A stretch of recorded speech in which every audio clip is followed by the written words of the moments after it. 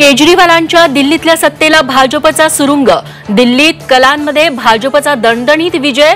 27 वर्षांनंतर भाजपची दिल्लीत सत्ता।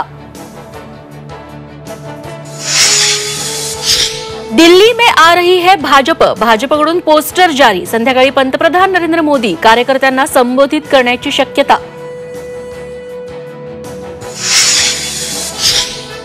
दिल्ली विधानसभेत आम आदमी पार्टीला झटका बसण्याची शक्यता। कलानुसार आप केवळ 27 जागांवर आघाडीवर।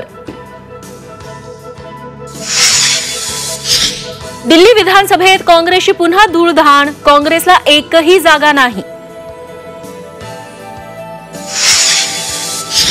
फडणवीस सरकारच्या आपत्ती व्यवस्थापन प्राधिकरण समितीत एकनाथ शिंदेंना स्थान नाही। समितीत अजित पवारांचा समावेश। शिंदेंना आणखी एक धक्का दिल्याची चर्चा।